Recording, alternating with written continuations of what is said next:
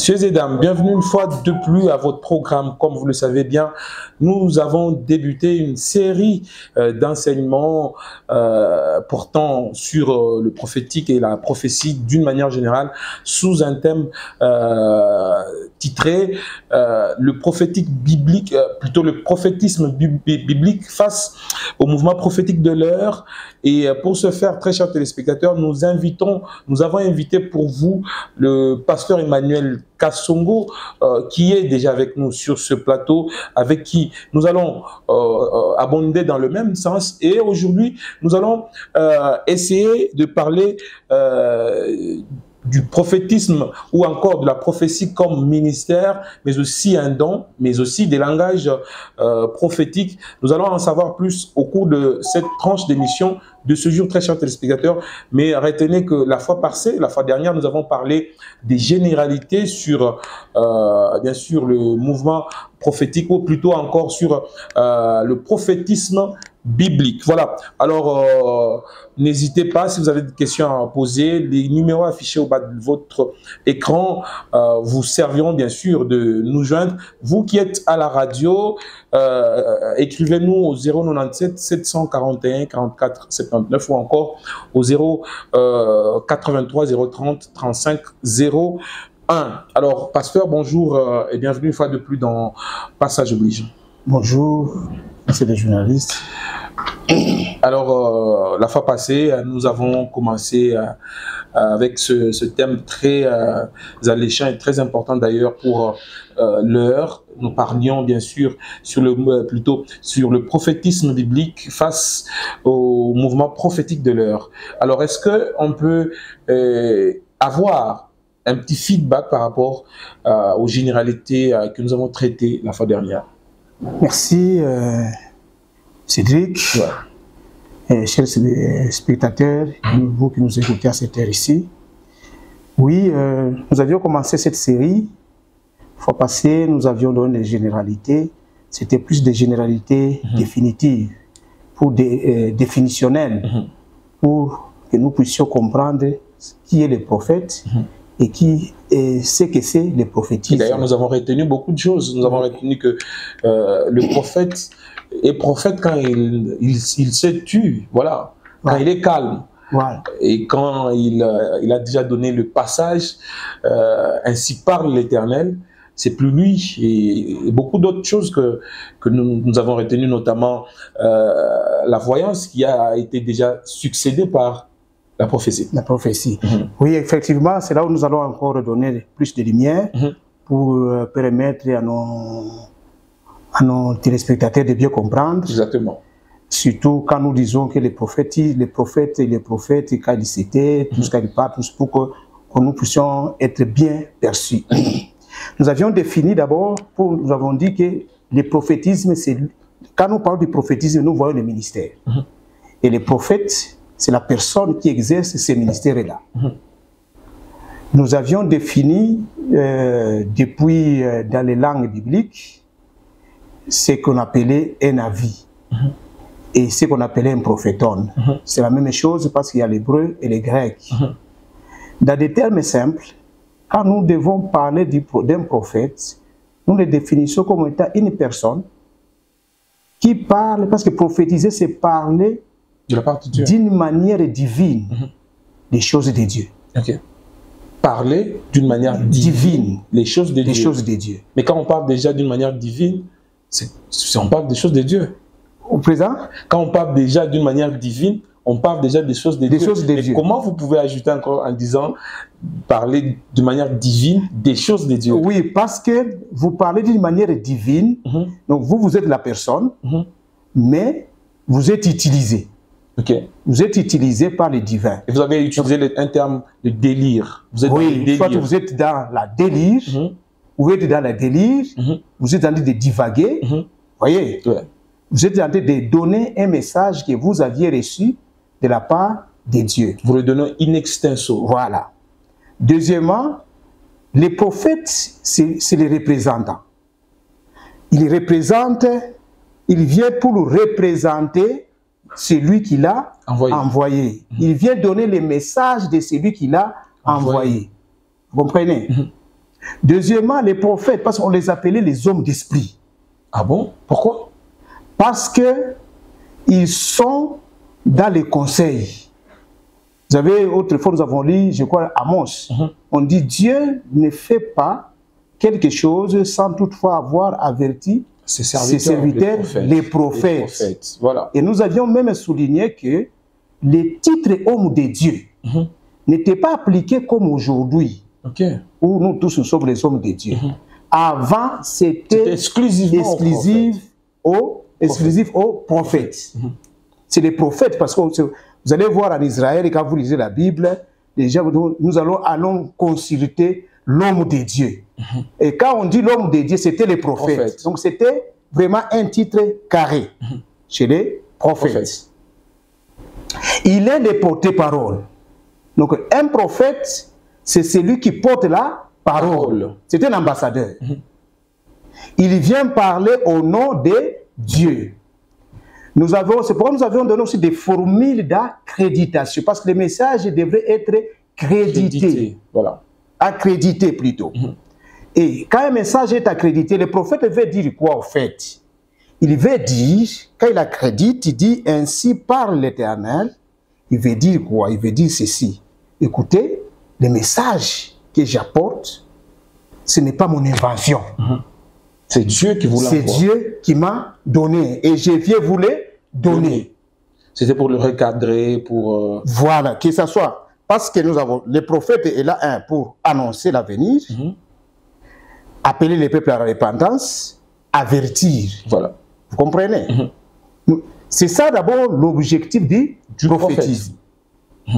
C'est pour annoncer l'avenir, appeler les peuples à la repentance. Prévenir pour que malheur ne vienne. Si vous continuez à marcher sur ce chemin, voilà, vous risquez d'être en déportation. Vous allez voir, même dans la Bible, il y avait des prophéties avant que le peuple puisse être en déportation. C'est ainsi qu'on a parlé de Jérémie, qui était considéré comme un prophète de malheur. De malheur et tout. Voilà. Alors, c'est des hommes, je disais, ce sont des hommes d'esprit. Ce sont des porte-paroles qui viennent avec la parole de Dieu et ils vous annoncent. Ils ne commentent pas. Mais quand nous allons parler des langages prophétiques, c'est là où nous allons comprendre. Aujourd'hui d'ailleurs, on va en parler ici. Des langages prophétiques, parce que il y a des prophètes extatiques. Ça veut dire? Les extatiques, c'est ceux dont nous parlons qui tombent en délire. Ok. Voyez? Il y a le mot extase. Et voilà. Parce que tout prophète n'est pas extatique. Il y a ceux qui recevaient les messages sans être en extase. C'est là où nous allons parler. Et aussi, ils sont toujours prophètes. Ils sont toujours prophètes. Sans tomber dans le délire. Sans tomber dans les délires. Est-ce que c'est lié, par exemple, au passage de Paul qui dit l'esprit des prophètes sont soumis... Ça, nous allons les parler. Quand nous allons arriver au niveau des dons spirituels, nous allons bien expliquer. Exactement. Oui. Alors, ces prophètes-là, la personne du prophète, qui n'est qu'un ambassadeur, qui vient avec un message et nous livre. Quant à la personne, parce qu'au fait, le travail qu'il faisait, vous prenez quelqu'un comme Jérémie, comme Ézéchiel. Mais c'était des évangélistes. Ils ont exercé le ministère prophétique comme étant des évangélistes. Même Jean-Baptiste. Oui, répondez-vous, revenez au Seigneur, aplanissez vos voies. Quand vous voyez Jonas, quand il s'appelle à répandre, c'est de l'évangile. Exactement. C'est de l'évangile. Et ça avertit les peuples, se répand. C'est l'objectif au fait du prophétisme ou de la prophétie.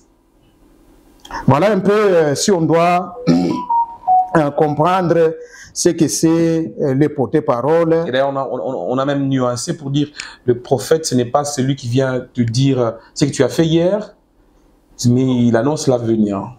Ou il annonce l'avenir. Écoutez, monsieur Cédric. Oui. Hier, vous avez mangé avec la viande, si c'est avec votre poulet. Que moi, le prophète, que Dieu puisse m'envoyer pour me dire, mais c'est dit qu'hier, vous avez mangé la viande et le poulet. Peut-être pour... Vous voulez avoir quoi? On dit qu'il y a des gens un peu durs de cœur, qui sont difficiles à croire, par exemple, au message prophétique. Quand on lui rappelle les choses qu'il a faites hier, peut-être il peut croire que c'est vrai le message qui suivra. Ça peut être vrai une stratégie mise en place pour que la personne puisse croire, mais ce n'est pas toujours ça. On se réfère aussi au fait que Saül ayant perdu les ânesses de son père, quand il arrive, on lui dit « mais les ânesses que tu recherches sont déjà retrouvées », comme une parole de connaissance qui vient remettre peut-être quelqu'un sur le chemin. Oui, vous voyez, les cas de Saül, c'est différent d'abord avec ce qui se passe. Les cas qui étaient à la recherche des années de son père, il fallait d'abord l'apaiser. Ah oui. Il fallait l'apaiser pour dire non, attention, tu dis que tes pères pour rien. En train de tourner le long de la journée pendant que les années sont déjà retrouvées. Maintenant, passons à l'essentiel. L'essentiel, c'est que le royaume t'attend. Oui. Les problèmes, c'était qu'on passe à l'essentiel, qu'il ne soit pas trop focalisé sur ce qui est déjà trouvé. Ce qui est d'ailleurs petit. D'ailleurs, qui était petit, exactement, déjà trouvé, avait déjà une solution. On lui dit non, non, ce que tu fais là, c'est déjà trouvé. Mais il y a une chose plus importante, qui est ce que toi tu cherches. Voilà. Alors, est-ce qu'on peut basculer? Oui. Pas de soucis. Pour parler de la prophétie en tant que ministère, mais aussi du don prophétique, mais aussi du langage prophétique. Ouais. On commence par le ministère prophétique. Oui, parler de ministère prophétique, vous savez, j'ai dit autrefois, nous sommes enseignants. Ce que nous faisons, nous apportons une pierre de à l'édifice. Quand nous constatons sur le terrain qu'il y a... Parce que la période que nous vivons, c'est une période qui est semblable à la période d'Élie. Où les vrais et les faux évoluaient ensemble. Voilà. Il faut qu'il y ait quelqu'un pour trancher. Parce que les peuples risquent de s'accrocher des deux côtés. Exactement. Comme à cette époque-là. Ah oui. Donc, nous apportons notre pierre pour que les peuples comprennent. Pour que les peuples choisissent le bon chemin. Qu'ils choisissent les bons chemins. Nous avions dit que nous ne sommes pas contre le prophète ni la prophétie. Nous sommes pour la prophétie et nous aimons qu'il y ait la prophétie. Moi-même ici, j'aime quand on me prophétise. Vous voyez? Mais il faut que nous puissions protéger les prophètes et la prophétie. Parce que c'est pour l'Église. Ce n'est pas pour aller faire avec la publicité. Ah oui. C'est pour édifier l'Église. Nous en avons besoin. Vraiment. Pour que ça ne tombe pas dans le discrédit, comme nous avions dit autrefois. C'est pour cette raison, nous allons essayer de donner cette différence-là entre les ministères prophétiques et les dons spirituels, les dons prophétiques. Quand nous parlons déjà d'une manière, dans les termes définitionnels simples, quand nous parlons d'un ministère, ça veut dire un service. C'est un service qu'on rend. À qui? À Dieu. Dans le cadre religieux. Vous comprenez? Comme je suis dans le cadre religieux, j'ai dit que c'est un ministère qu'on rend à Dieu. Ce ministère-là peut être un ministère spirituel, tout comme matériel. Ça veut dire, est-ce qu'il y a une nuance? Oui, parce que les mamans qui travaillent dans nos églises, qui torchonnent, qui font les amis qui font les protocoles, ne prêchent pas, mais ils exercent tout un service. Exactement. C'est un ministère. Et le ministère n'est pas moins que les autres, mais chacun fait son travail dans l'église. Maintenant, le ministère que nous parlons, ce ministère ici prophétique, il faut se dire que c'est un ministère d'abord qui est, c'est un service que nos amis ont exercé.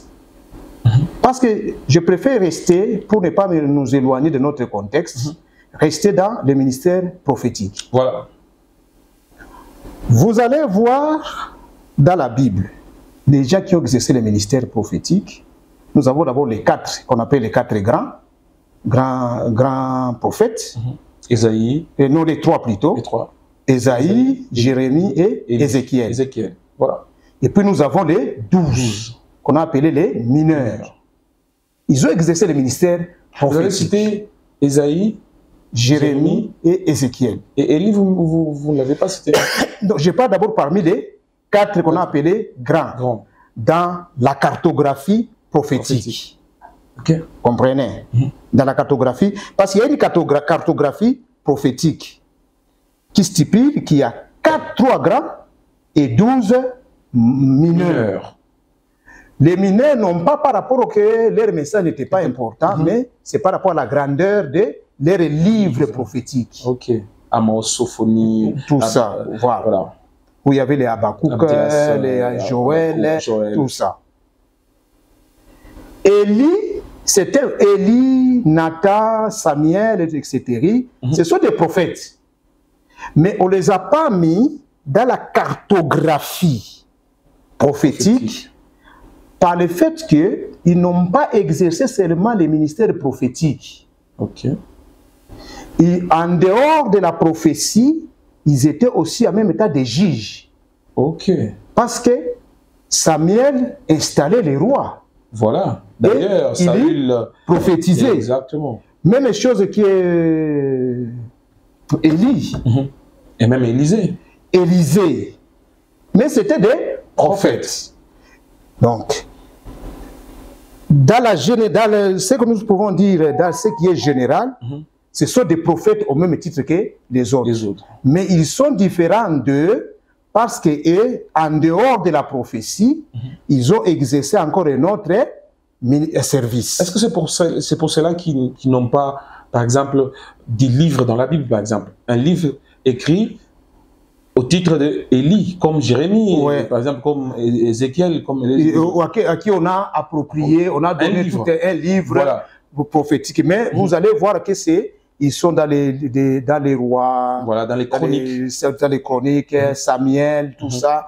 Et là, d'ailleurs, même pour Samuel, même si le livre est parti encore, les gens se battent, est-ce qu'il a écrit ou pas, tout ça. Mais ils étaient des prophètes, mais ils ont exercé d'autres ministères. Voilà. Mais la cartographie prophétique ne se trouve que des prophètes qu'on appelle les prophètes authentiques. Donc, ils n'ont pas exercé un autre ministère. C'était leur travail quand ils se réveillent pour Dieu. Ce qui pouvait servir pour le Seigneur, c'était d'aller évangéliser. Voilà. C'est ça, leur prophétie. D'aller apporter la prophétie, c'était ça, leur ministère. Mais les autres, ils avaient les doubles. Mais ils sont toujours prophètes. Parce qu'on parle de ministère. Une question m'est taraude de l'esprit. La Bible parle de 5 ministères. Il y a aussi une sorte d'incompréhension parmi le peuple de Dieu, les enfants de Dieu, qui croient que il y en a qui croient qu'il n'y a pas seulement 5 ministères, ou encore il n'y a pas seulement les 9 dons qui sont énumérés dans la Bible. Est-ce que vous pouvez éclairer également par rapport à ça? Dans la Bible, d'abord, nous voyons d'abord les 5 ministères spirituels dont le Seigneur a établi. Et les 9 dons. Maintenant, si nous extrapolons, quand nous disons d'un service, c'est là où peut-être nous pouvons dire qu'il y a d'autres ministères, tels que torchonner dans l'église, c'est un ministère. Vous comprenez? Chanter, vous n'allez pas trouver où il y a quelqu'un qui a des ministères dans la Bible de chanter. Voilà. Mais c'est un ministère. On peut même du côté don, il n'y a pas de don de chanter. Même du côté don, on n'a pas de don de chanter. Mais ici, je reste d'abord dans ce qui est carré dans la Bible. Sur la prophétie. Sur la prophétie, ce qui est prophétique. Alors, les 12 petits prophètes, les 3, c'est ces prophètes qui sont dans la cartographie. Et puis nous avons d'autres prophètes. Parce que les prophétismes dont nous parlons, parce que nous les définissons, je les définis dans le sens large ainsi que dans le sens strict. Voilà. Dans le sens strict, les Navi, vous trouvez cela, vous trouvez les Élie, vous trouvez les Ésaïe, tout ça. Vous voyez. Mais dans le sens large, vous trouvez de Moïse. Ah oui. Parce que nous définissons aussi les prophètes comme étant les porte-paroles. Je vous dis, si vous êtes à la chair, ce que vous faites, vous prophétisez. Voilà. Parce que vous parlez de la part de Dieu. Vous parlez de la part de Dieu. Vous êtes un prophète parce que vous portez la parole de Dieu. Mais vous n'êtes pas un prophète authentique. Au sens large, oui. Au sens strict du terme. Non. Si nous prenons Moïse, Moïse était un prophète. Parce que c'est lui qui allait, qui recevait la parole de Dieu et qui venait donner au peuple. Mais par le fait qu'il était, le grand travail que Moïse avait fait, c'était un législateur. Vous comprenez? C'était aussi, nous pouvons dire que c'était un service, c'était aussi un ministère qu'il exerçait. Exactement. Vous voyez un peu. Mais il est prophète au sens large. Exactement. En tant que porte-parole. Donc il faut nuancer ces deux concepts. Alors, ministère comme service, don spirituel comme cadeau de la part de Dieu, ou encore un talent de la part de Dieu, y a-t-il une différence entre les deux, ministère et don? Il y a une différence, parce que les talents sont innés. Ok. Nous naissons avec. Mais les dons spirituels, nous ne naissons pas avec. Nous les recevons. Ok. Les jours où nous avions cru, le Saint-Esprit vient poser en nous. Mais laissez-moi souligner la différence du ministère prophétique et les dons de prophétie. Voilà. Quand nous parlons des dons de prophétie, pour ne pas beaucoup s'éloigner, le ministère a été exercé par nos amis de l'Ancien. Ils ont exercé le ministère prophétique. Ésaïe a exercé, c'était ça son travail, qu'il faisait pour Dieu. Il prophétisait et tout là. Mais avec le messianisme, le ministère prophétique était arrêté là. Ça, c'est une déclaration forte, pasteur. Ça peut être une déclaration forte.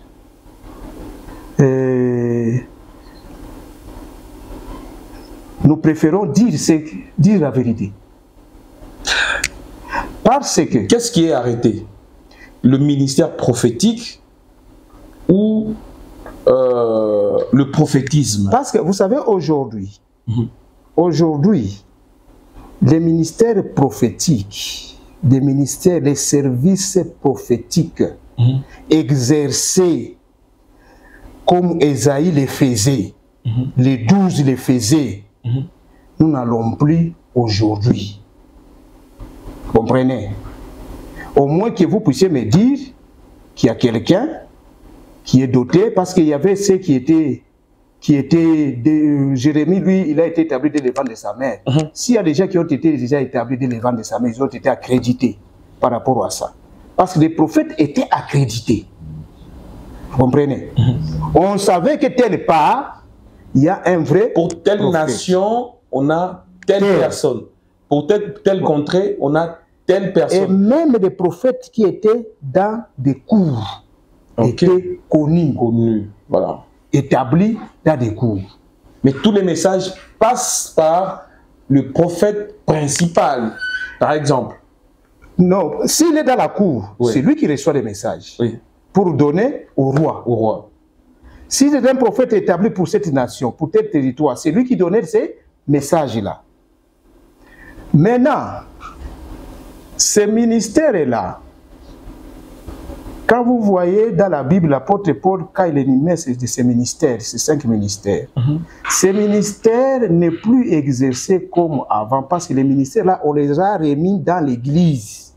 Ok. Vous comprenez? Ok. Ce sont des ministères qui sont dans l'Église. Nous ne l'exerçons plus comme les Ésaïe les faisait. Vous comprenez un peu? Et c'est sous contrôle.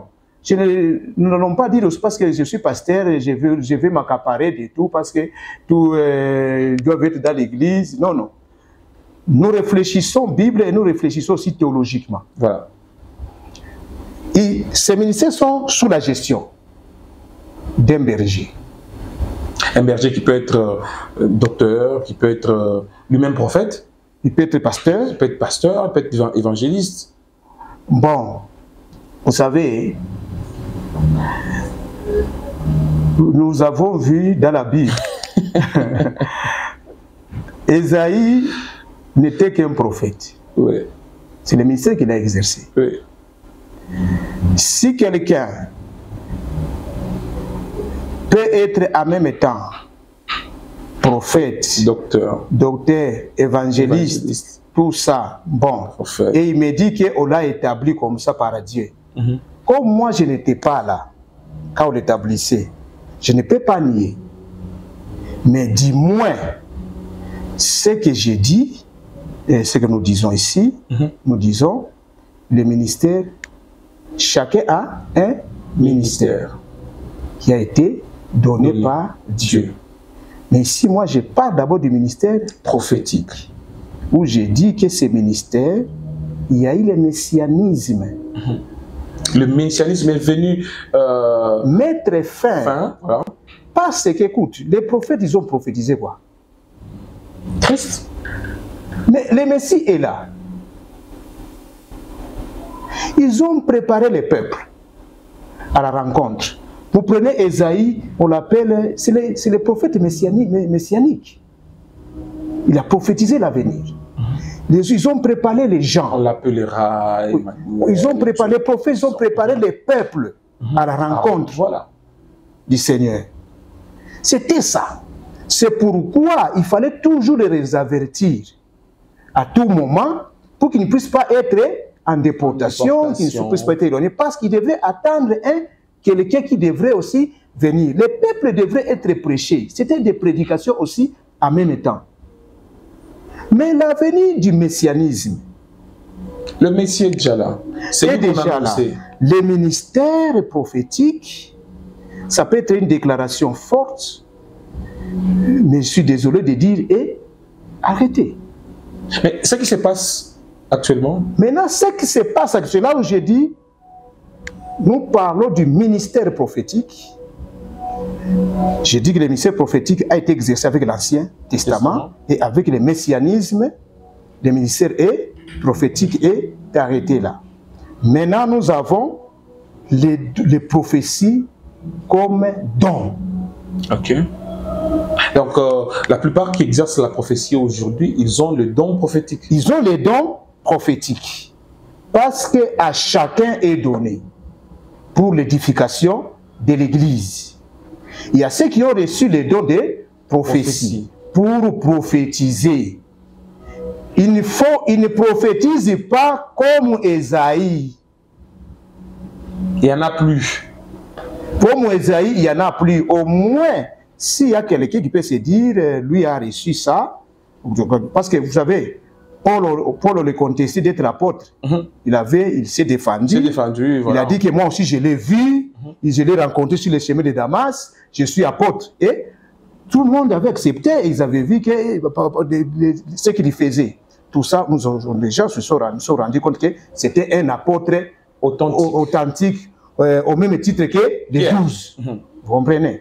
Si quelqu'un aujourd'hui dit, lui aussi il a été établi, c'était ça, tout ça, comme Ésaïe, il n'y a pas de souci. Est-ce que là, il n'y a pas à... Et comme on n'était pas là, quand Dieu... Il n'y a pas à se tirer sur ça. Nous nous enseignons. Pasteur, qu'est-ce que... comment on peut appeler, par exemple, les visions de Jean dans l'île de Patmos? Il annonce également l'avenir. Le monde eschatologique, il l'annonce au travers l'Apocalypse, par exemple. Comment on peut appeler ça? En fait, le livre d'Apocalypse, c'est un livre qui est prophétique. Okay. C'est ce qu'il faut savoir. C'est un livre prophétique qui vous annonce les choses à venir. C'est un livre eschatologique. Vous voyez? Alors, restons d'abord sur les dons de prophétie. Et nous allons comprendre bien des visions. Okay. Voilà. Alors, actuellement, sauf s'il y a ceux qui se disent qu'ils sont prophètes authentiques au même titre que les Ésaïe, nous ne pouvons que les concéder. Mais nous restons ici dire, nous disons que le ministère prophétique, avec le messianisme, c'est arrêté, c'est arrêté. Mais il y a des prophètes, nous ne disons pas qu'il n'y a pas de prophètes. Il y a des prophètes parce qu'ils ont des dons de prophétie qui leur permettent de prophétiser. Alors, les dons de prophétie qui a été donné par Dieu à travers le Saint-Esprit dans la vie de la personne pour l'édification de l'Église. C'est dans l'Église. Ce n'est pas pour aller faire des consultations prophétiques. Voilà. C'est pour l'Église. Parce que le mouvement, si nous sommes en train de parler, nous parlons du prophétisme biblique face au mouvement prophétique de l'heure. Parce qu'il ne faudrait pas que les mouvements prophétiques de l'heure, qui devraient être l'appui de l'Église, mais ça travaille comme un mouvement d'opposition contre l'Église. Les gens partent du nord au sud, de l'est à l'ouest, cherchant les prétendus prophètes. Voilà. Et malheureusement, parfois, vous voyez que les gens vident dans les églises vers ces mouvements-là. Et qu'est-ce que le mouvement fait par rapport à l'église? Parce que je vous ai dit que l'Afrique, la RDC en particulier, nous sommes bénis. Nous sommes bénis spirituellement. Les mouvements, en tout cas, nous avons les mouvements, les centres de gravité du christianisme est en Afrique. Moi, je dirais même en RDC. Et ça souffle. Mais écoutez, j'avais dit autrefois que quand ça souffle, quand le vent souffle, ça ramasse tout. Nous devons être vigilants quand ça souffle, pour distinguer ce qui est vrai et ce qui est faux. Parce que si nous laissons ces mouvements qui est en train de croître comme un feu de brousse, si nous gardons silence, ça sera un silence coupable. Exactement. Alors, parce que le prophétisme, le ministère prophétique, s'arrête à partir des gens. Parce que c'est les plus grands prophètes, n'est-ce pas? On dit que Jésus lui-même dit que de tous ceux qui sont nés, il n'y a pas eu les grands prophètes que Jean. Voyez? Mais le plus grand dans les royaumes, et Jean est venu annoncer la venue. La venue de Jésus. Comprenez? Oui. Je suis celui qui vient vous annoncer la venue d'un sauveur. Celui qui vient, repentez-vous. Et il a prêché. C'était un prophète, mais non pas dans la cartographie. Voilà. Il est dans la trempe d'Élie. Et d'ailleurs, la Bible parle de Élie qui devait venir. Et qui vint, voilà. Qui est Jean-Baptiste, qui est interprété par une frange de croyants qui disent que c'est pas Jean-Baptiste, mais c'est par exemple William Marion Branham. Bon, je ne vais pas entrer chez moi parce que comme je ne le connais même pas dans la Bible, n'existe pas, moi je suis biblique. Je parle des prophètes authentiques et des dons de prophétie. Exactement. Alors, les dons de prophétie que nous avions reçus, non, les dons spirituels, mais parlons des dons de prophétie, pour ceux qui ont reçu les dons de prophétie, parce que l'Esprit donne à chacun selon, c'est l'Esprit qui choisit. Mais Paul dit, aspirez aux dons les meilleurs. Oui. Maintenant, quand le Saint-Esprit vous est donné, le Saint-Esprit vient place les dons dans chacun. Mais ça ne t'empêche pas, toi, qui a les dons de prophétie, qui a les dons de guérison, d'aspirer aux dons de prophétie. Tu peux aspirer. Et Dieu peut te l'accorder. Comprenez? Exactement. Alors, les dons de prophétie qui est dans la vie de la personne, au fait, c'est pour que la personne commence à prophétiser pour édifier l'Église. L'Église du Seigneur. Voilà. Et avant que nous puissions peut-être parler de ces dons, parlons de ces 9 dons-là. Pas en détail, parce que les 9 dons que Dieu nous a donné à l'Église, c'est groupé, ça se regroupe dans un groupe de 3. Vous allez voir, vous avez les dons vocaux. Il y a les dons de puissance. Les dons vocaux, il y a... Parmi les dons vocaux, c'est les dons de prophétie. de parler en langue et l'interprétation des langues. Ce sont des dons, mais ils sont dans un groupe de 3. Vous voyez, qu'on appelle les... vous avez dit les dons vocaux. Les dons vocaux. Les deuxièmes, c'est les dons de puissance. Parmi les dons de puissance, vous trouvez, il y a les miracles. Exactement. Les dons de guérison ainsi que les dons de foi. Ah oui, les dons de foi est parmi les dons de puissance. Parce que celui qui a les dons de foi, il peut déclarer sur ce don-là, sur cette foi-là, quelque chose. Et ça, c'est fait. Il peut déclarer sur vous la guérison. Il n'a pas les dons de guérison. Il déclare sur vous et la chose s'accomplit. Ça, c'est une belle information, très chers téléspectateurs. Vous êtes en train de suivre votre émission Passage biblique, plutôt Passage oblige, et nous sommes en train de parler Bible ici, et nous sommes en train d'exploiter le thème, le prophétisme biblique face, bien sûr, au mouvement prophétique de l'heure. Et aujourd'hui, nous parlons du ministère prophétique, mais aussi du don prophétique, sans oublier des langages prophétiques. Et nous recevons pour vous, ici, très chers téléspectateurs, parce que la matière est abondante et très bonne, nous recevons pour vous le pasteur Emmanuel Kassongo qui nous en délecte. Alors, le troisième groupe... Et puis, nous avons les dons de révélation. Ok. C'est un groupe.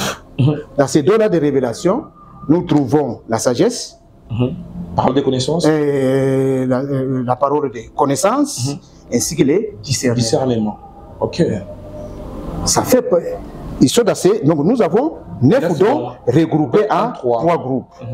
Maintenant, prenons les dons vocaux. Spécialement... Parce que c'est ce qui nous concerne. Oui, spécialement la prophétie. La prophétie. Comment les dons de prophétie se manifestent dans la vie de la personne? Ah, ok. C'est une très bonne question. Plusieurs dans les églises ne savent pas qu'ils ont les dons de prophétie. Ok. Vous voyez la personne et comment il faut découvrir. C'est de voir, peut-être si vous êtes berger, vous êtes un encadreur, des gens qui viennent vous voir souvent, non, j'ai vu ça. Vous voyez, j'ai vu une vision, j'ai entendu, quelqu'un peut-être a une conviction, mais dans ce qu'il vous dit, souvent les choses s'accomplissent. Ok. La personne peut avoir les dons de prophétie, parce que nous n'avons pas les dons de vision. Ok.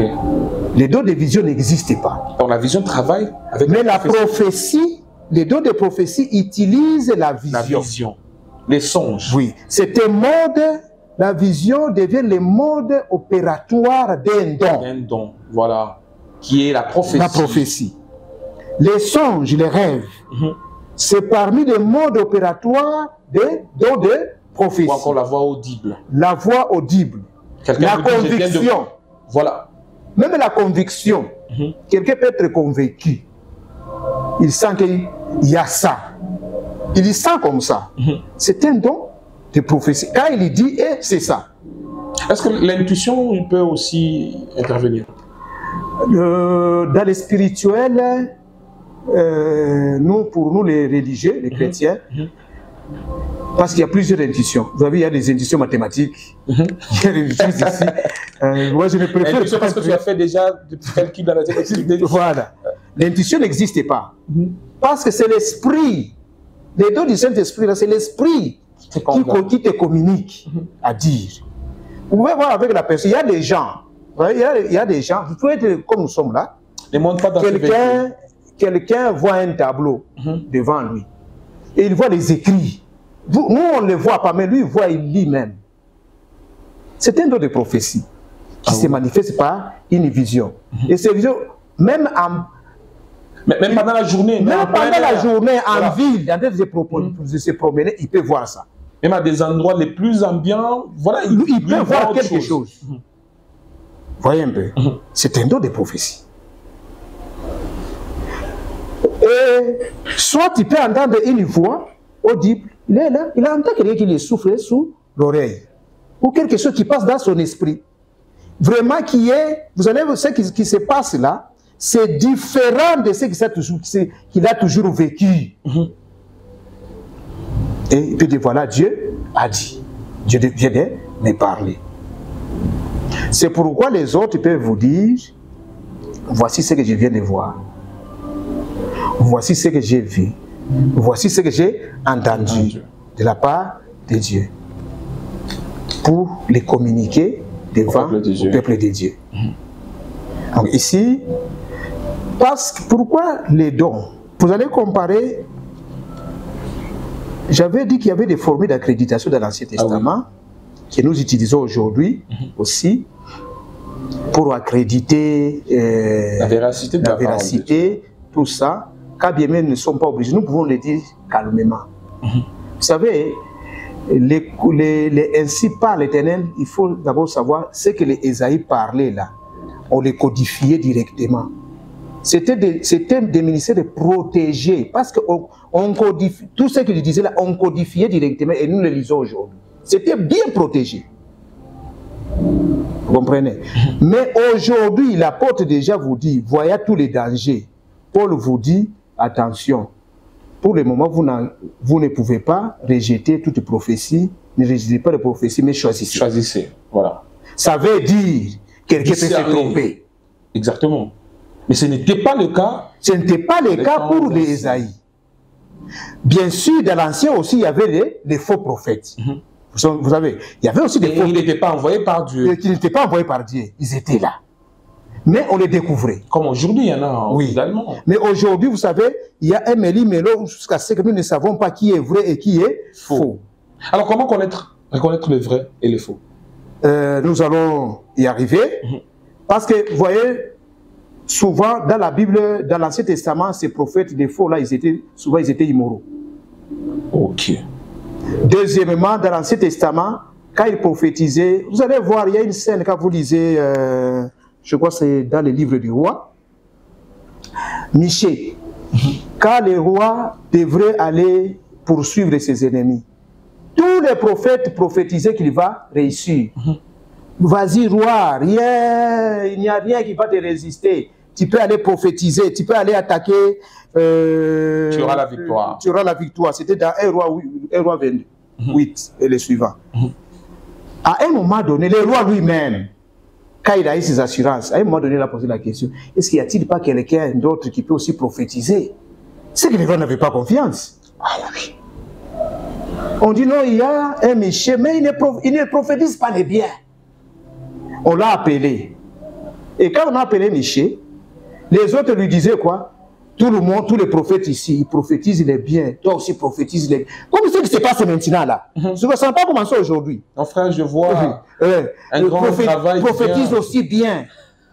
Michée était calme. Et quand le roi, on lui a donné l'occasion de prophétiser, qu'est-ce qu'il a dit? Il a dit d'abord, je vois qu'il y a un esprit éternel, Dieu lui-même, a envoyé un esprit de mensonge dans tous les prophètes et pour qu'ils prophétisent des mensonges. Tu as vu la réaction du faux prophète, ce prophète-là, il a frappé Michée. Vous voyez la brutalité de ces faux prophètes. Ils l'ont frappé. Ils ont dit, l'esprit malin dont tu parles là, tu l'as vu entrer par qui? Et souvent, même aujourd'hui, ils sont toujours brutaux, des faux. Même l'enseignement que je donne ici, ils seront toujours brutaux. Vous comprenez? Ah, espérons qu'ils ne vont pas vous brutaliser. Alors, non, peut-être... Alors, qu'est-ce que Michée va dire au roi? Je vois comment est-ce que vous êtes dispersés. Vous n'allez pas gagner cette guerre. Le roi s'est entêté de partir. Et Michée lui dit ceci: roi, si tu pars et tu retournes en vie, c'est que l'Éternel n'a pas parlé par moi. Il savait. Comprenez cette fermeté-là. Une assurance. Une assurance. Parmi des milliers de prophètes qui disaient oui, mais vous venez pour dire non. Et ce courage-là, il n'y a que Dieu qui le donne. Oui, vous savez, Non seulement Dieu qui vous donne, vous aussi, en tant que prophète, en tant que serviteur de Dieu en général, vous devez avoir aussi une personnalité, que vous êtes serviteur de Dieu. Dieu ne viendra pas toujours vous forcer. Non, dis oui. Dis oui. Tous. Non, non. Vous devez aussi avoir votre personnalité. Quand c'est rouge, dites rouge. Quand c'est rouge, dites rouge. Noir. Si c'est noir, dites noir. Où est le problème? Voilà. Nous parlons des dons. Voilà au moins de la manière dont... Parce que c'est comme si le temps nous fait vraiment défaut. Alors, brièvement, les langages prophétiques. Est-ce que vous pouvez bosser un peu? Sur les langages prophétiques, ce que je vais dire, au fait, un prophète, un vrai prophète, moi je parle de prophètes. Quand je parle de prophètes, je parle de vrais prophètes. Des vrais prophètes. Depuis l'Ancien Testament, des prophètes bibliques, et aujourd'hui, nous devons avoir un langage prophétique. Et ce langage prophétique est tiré d'où? Ce langage prophétique, nous le tirons dans notre, comme nous avons parlé autrefois, de l'éthique de communication. Ah oui.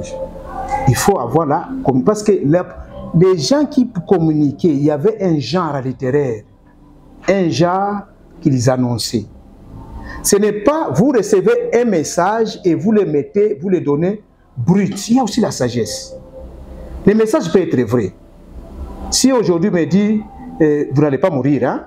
Mais c'est Cédric ici, mais va mourir demain, vous n'allez pas mourir. Va mourir. Et maintenant, là, ainsi parle l'Éternel, Cédric, demain vous mourrez. Vous voyez comment je vous ai tué avant. Mais Dieu a envoyé ce message à Ézéchias et puis... Or, peut-être le message dont Dieu me donne, c'est pour que moi, en tant que prophète, parce que le prophète, c'est aussi un intercesseur. Ah oui. Vous comprenez? Il est aussi un intercesseur. Il n'est pas seulement un annonceur et parti. Ok. C'est pour que peut-être, non, il y a quelque chose. Pourquoi Dieu m'a parlé de Cédric, tout ça? Non, Seigneur, il ne doit pas mourir. Parce que moi, je participe, je suis prophète, je participe dans le conseil. Dans le conseil divin. Et pourquoi Dieu me dit? C'est pour que je fasse quelque chose. Exactement. Ce n'est pas pour aller en faire une publicité. Et quand ça s'accomplit parce que tu n'as rien fait, j'avais dit, hein? Non, c'est pas ça l'objectif. Tu as reçu un message tel que la femme d'un frère tel le trompe avec... Voyez, de tels messages. Frère, vous ne pouvez Dieu vient de me parler. D'ailleurs, ta femme. Vous ne pouvez pas le faire. C'est là où il y a l'éthique et la sagesse. C'est ça le langage prophétique. Le langage. Dans les langages, nous devons... Vous savez, les prophètes,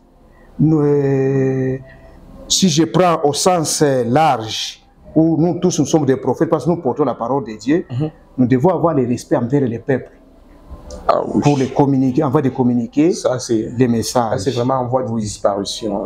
Nous pouvons avoir de communiquer les messages.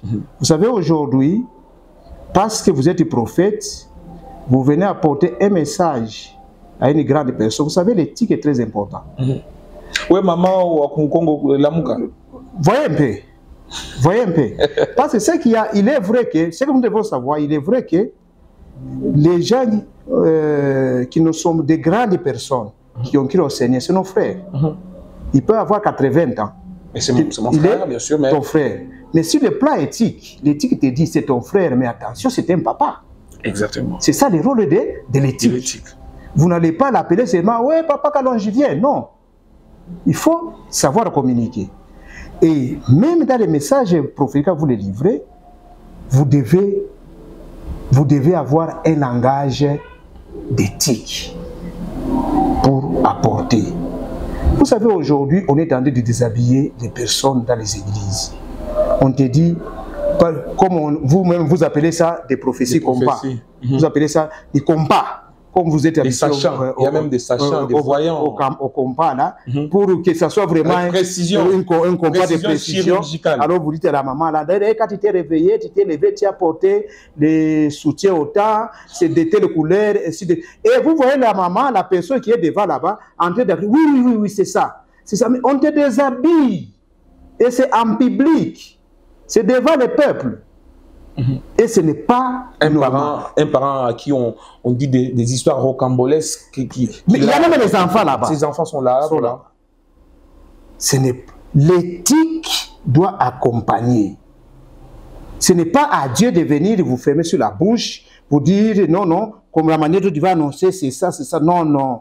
Vous devez avoir l'éthique. Normalement, il y a des... Et je vous dirais... Il y a des prophéties qu'on peut annoncer juste dans son bureau. Il y a des prophéties. Vous savez, il y a même des prophéties. Vous savez, il faut qu'on soit... Moi, je préfère qu'on... Et il y a même des prophéties qu'on ne peut pas annoncer. Il faut qu'on soit sérieux parce que il y a des prophéties, vous les recevez. Pour une seule personne, c'est Cédric. Et moi, du haut de la chair, ainsi parle l'Éternel. Il y a un monsieur qui... Pendant que vous connaissez que c'est Cédric, on t'a bien dit que c'est Cédric. Mais attends, si tu le connais, attends-lui. Tu vas l'annoncer. Voilà ce que j'ai vu. Parce que, vous savez, il faut aussi avoir de la sagesse. Tu peux te tromper.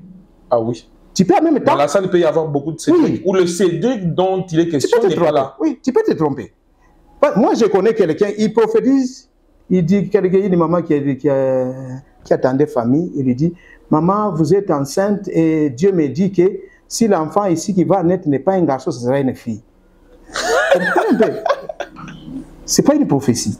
C'est une probabilité. Nous sommes dans des théâtres et c'est ce que nous devons éviter dans l'église. Surtout, il faut que les peuples, du haut de la chair. Les peuples comprennent ces choses. Il faut que nous puissions tous comprendre qu'il faut arrêter et qu'on passe aux choses sérieuses. Nous faisons l'œuvre de Dieu. Soit nous le faisons, ou soit nous ne le faisons pas. Comprenez ça? Le temps nous fait défaut.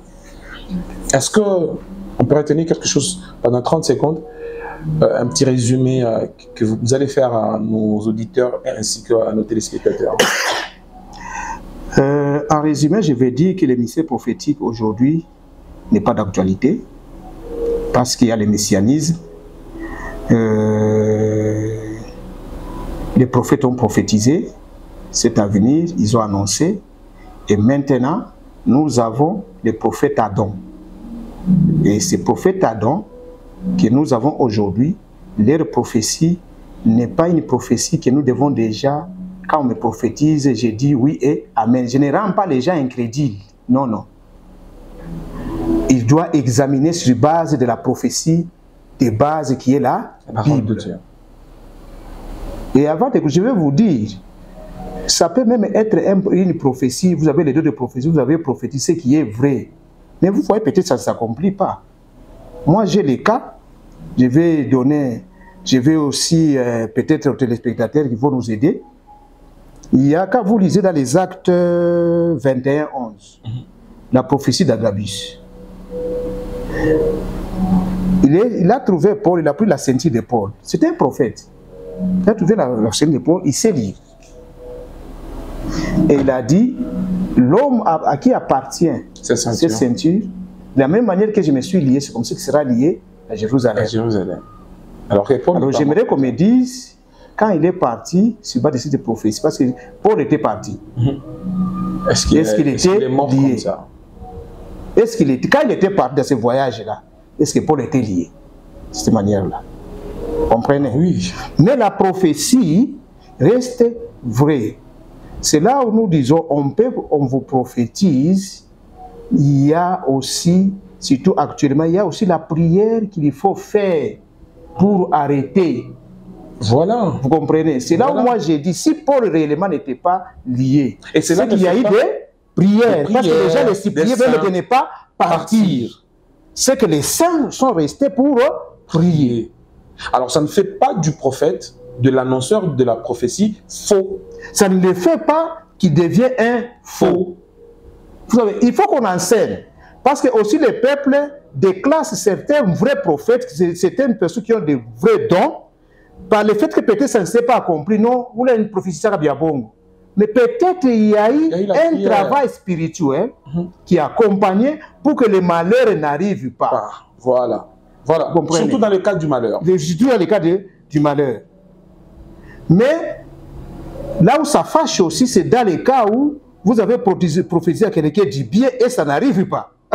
Vous comprenez? Tout ça, il faut qu'on voie. Il faut que nous puissions être instruits pour que nous ne puissions pas. L'objectif ici n'est pas de condamner ceux qui prophétisent mal, ceux qui font ceci. L'objectif, c'est que nous puissions aussi protéger les nouveaux prophètes qui sont des vrais, mais au début, peut-être dans ses émotions, il peut se tromper, mais ça ne lui fait pas un faux prophète. Encadrons-les. Voilà. Comprenez? Voilà. Parce que les faux ne s'arrêtent pas et continuent. Dans les faux là, il faut évoluer. Voilà, si je dois nous résumer, nous disons que les prophètes, les dons de prophétie est là, et nous avons besoin de ces prophéties, nous voulons la protection de la prophétie, mais que ça soit exercé dans la sagesse, dans l'éthique et dans l'Église. Et dans l'Église. Mais quelqu'un peut voir à la maison, quelqu'un, il a eu ça, tout ça, il a vu quelque chose, il va vers la personne, Dieu peut toujours l'envoyer parce qu'il a les dons. Mais ce qui est mal, ne faisons pas des dons de prophétie comme un gagne-pain. Et c'est là où nous avons des problèmes aujourd'hui. On a beaucoup de faux. Ce problème de gagne-pain avait commencé avec les voyants dans le Moyen-Orient. D'ailleurs, les gens qui le font aujourd'hui sont en retard parce que c'était dans la voyance que ça se faisait, qui n'existait plus. Alors, on a fini sans finir la matière, très chers téléspectateurs. Merci, pasteur, d'avoir accepté notre invitation. Et très chers téléspectateurs, on va se retrouver la fois prochaine avec le même et réel plaisir. Surtout, nous allons continuer de vous servir sous cet élan. Cette série n'a pas vraiment pris fin. Nous allons la terminer prochainement avec l'accord du pasteur. Merci. D'accord. Merci, je vous remercie. Merci beaucoup à Lorraine Koussou, merci également à Daniel Kalimi qui était derrière les caméras, merci à la réalisation signée ITC Productions, merci à Franck Lutumba pour la programmation, merci à Nixon Boukassa devant le pupitre des commandes. Nous vous retrouvons la fois prochaine avec le même et réel plaisir. Surtout, gardez-vous bien et prenez soin de vous.